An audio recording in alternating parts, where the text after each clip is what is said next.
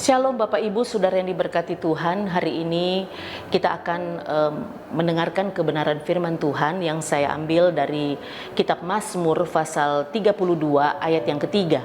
Mazmur 32 ayat yang ketiga, demikian firman Tuhan.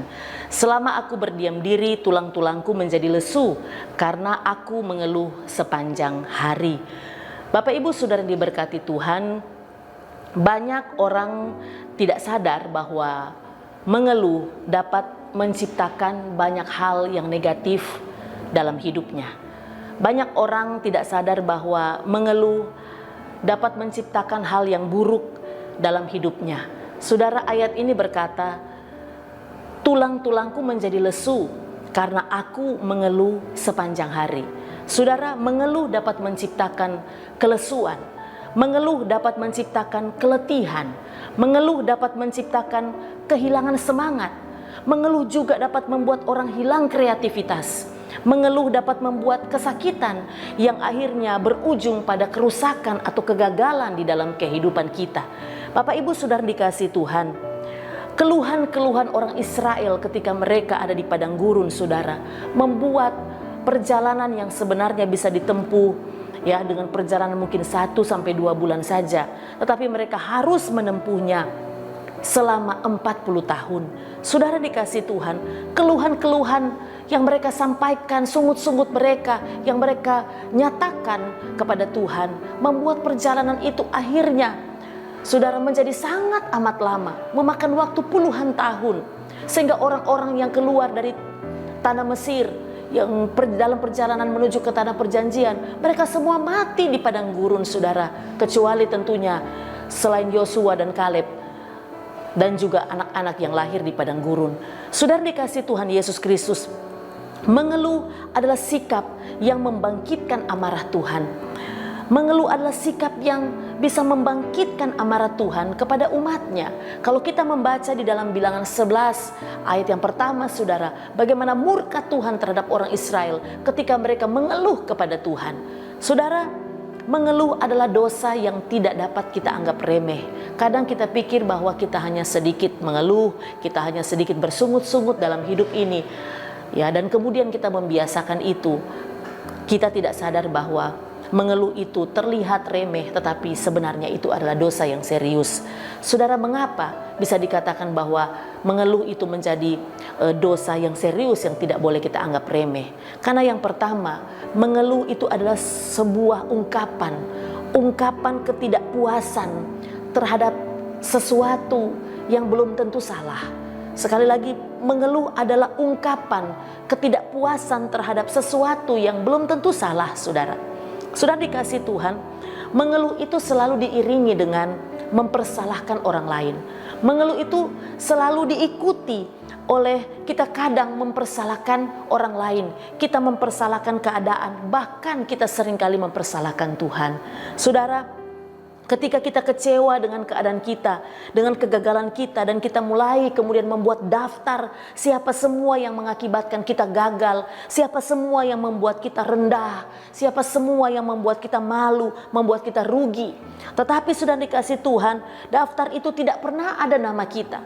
Karena kadang kita tidak merasa perlu belajar tentang peristiwa yang mungkin buruk yang kita alami, tetapi kita cepat sekali mencari kambing hitam. Siapa yang mengakibatkan atau yang membuat kita mengalami keadaan yang buruk itu? Saudara dikasih Tuhan, mungkin di daftar itu kadang kita mencatat di situ ada nama istri kita, nama suami kita, nama anak-anak kita, nama mungkin teman kita, atau nama mertua kita, nama ipar kita. Sudah dikasih Tuhan, bahkan di situ kadang ada nama pendeta kita catat di dalam daftar sebagai orang-orang yang membuat kita mengalami masalah dalam hidup ini. Bahkan di situ juga ada nama Tuhan kita yang kadang kita persalahkan telah melakukan hal yang curang di dalam kehidupan kita. Dan sayang sekali daftar itu tidak ada nama kita, karena kita lebih sering menyalahkan orang lain. Saudara dikasih Tuhan, orang Israel mengeluh kepada Tuhan karena lamanya mereka ada di padang gurun. Mereka mengeluh ketika mereka lapar, mereka mengeluh ketika mereka haus. Bahkan karena kenangan terhadap Mesir. Saudara, Mereka ingat kenangan-kenangan kepada Mesir, padahal Mesir telah memperbudak mereka ratusan tahun dengan kepedihan yang amat besar.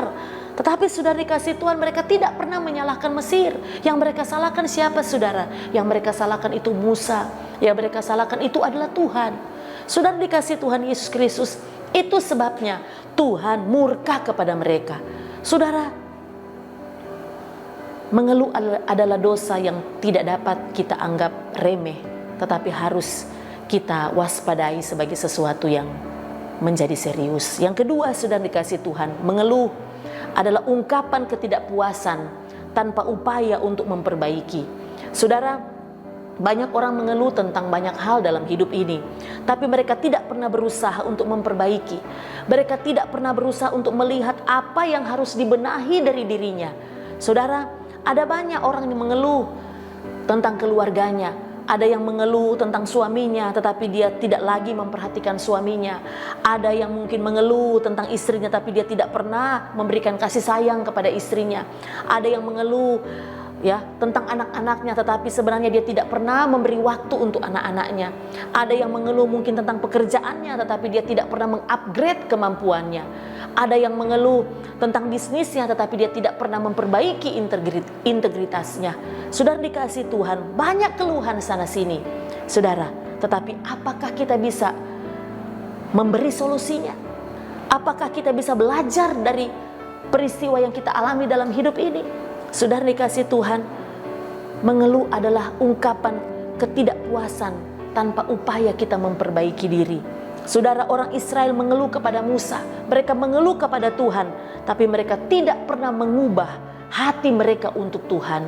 Mereka tidak pernah mengubah ketaatan mereka kepada Tuhan. Mereka tidak pernah mengubah hati mereka untuk Tuhan, saudara.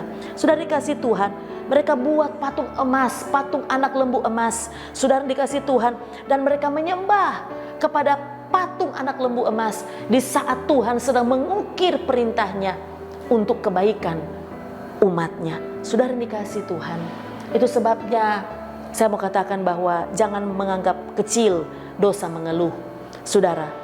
Karena pernah ada satu bangsa yang orang-orangnya mati berserakan di padang gurun karena mengeluh. Sebaliknya, 1 Tesalonika 5 ayat 18 berkata, mengucap syukurlah dalam segala hal, karena itulah yang dikehendaki Yesus Kristus kepada kita anak-anaknya. Saudara, apapun kondisi kita hari ini, seburuk apapun yang kita alami, semua itu adalah kesempatan bagi kita untuk belajar memperbaiki yang harus diperbaiki dari hidup kita. Apapun yang terjadi, seburuk apapun yang kita alami, itu adalah kesempatan bagi kita untuk melihat Tuhan bekerja dalam hidup kita di dalam segala keadaan. Kiranya firman Tuhan ini menguatkan kita semua. Mari kita berdoa. Bapa, kami bersyukur buat hari ini. Terima kasih Tuhan untuk apapun yang kami sudah lalui dalam hidup ini. Kami percaya Tuhan selalu punya rencana yang terbaik buat hidup kami. Biarlah kami menjadi pribadi-pribadi yang tahu bersyukur, dan kami boleh menghentikan semua keluhan kami, sungut-sungut kami Tuhan. Sebab hari ini kami mengerti bahwa itu adalah dosa yang serius di hadapan Tuhan.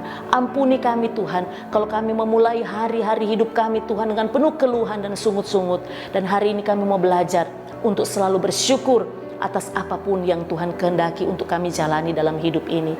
Terima kasih Tuhan, kami memuji kebesaran-Mu, kami berterima kasih untuk kebaikan-Mu di dalam nama Tuhan Yesus. Haleluya, amin. Tuhan Yesus memberkati.